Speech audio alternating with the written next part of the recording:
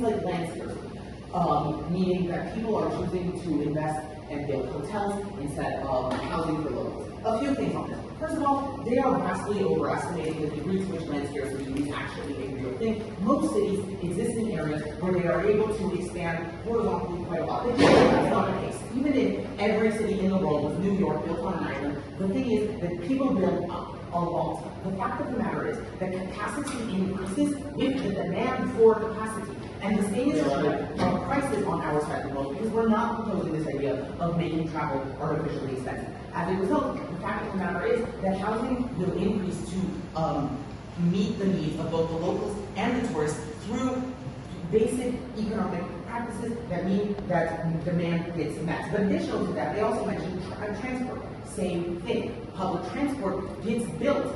Even on our side, we acknowledge public transport will get built in order to primarily to capture the tourist market, but the fact of the matter is that public transport doesn't discriminate, and both locals and tourists alike would benefit from these public transport. And this is what it comes down to again and again. Our side of the world creates incentives for states to fund various aspects of the locality in order to capture tourists. But in doing so, things like hospitals, public transport services, and greater housing also benefit locals. On to what they're saying about diversifying the economy. First of all, we've already proven that what they have to say about recession is completely wrong, because recession only gets targeted when you have a population willing to spend, and tourists are the population most willing to spend in an economy. They mentioned that the tourists are less likely to spend because they're coming from a nation of recession. But then they say that because tourists don't understand prices, they're actually more likely to spend. Which of these sides is true? We tell you this is actually the second. Tourists are in fact more likely to spend because, as second thought said, they don't fully know what the conversion rates are, they don't fully know what the expected prices are, and as a result, they are more likely to spend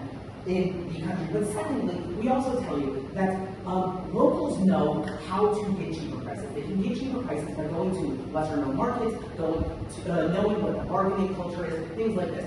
The locals have the ability to find ways to pay less. Tourists don't have this knowledge, and so as a result, they actually spend more on our side of the house, but only if there is more of that. Finally, on their third argument about sustainability. First of all, as you've already proven multiple times, there are fewer tourists on their side of the world than on ours. So, which side then has more money to fund sustainability? Because fundamentally, why would the Egyptian government spend any money in upkeeping the pyramids except to draw tourists? But on their side of the house, they are limiting the number of tourists that are able to enter into Cairo, and so as a result, the Egyptian government has less money and they need to make cuts. If they are already fitting a baseline, then they don't have the same need for sustainability. But additional to that, they have a limited funds, and they will invest that in the things that are more likely to matter, things like education and healthcare that have more immediate returns, especially if tourism are limited. This leads to our third argument, which is that tourism fosters a culture of exchange and understanding. Tourism enables individuals from diverse backgrounds to engage in different cultures, traditions, and ways of life.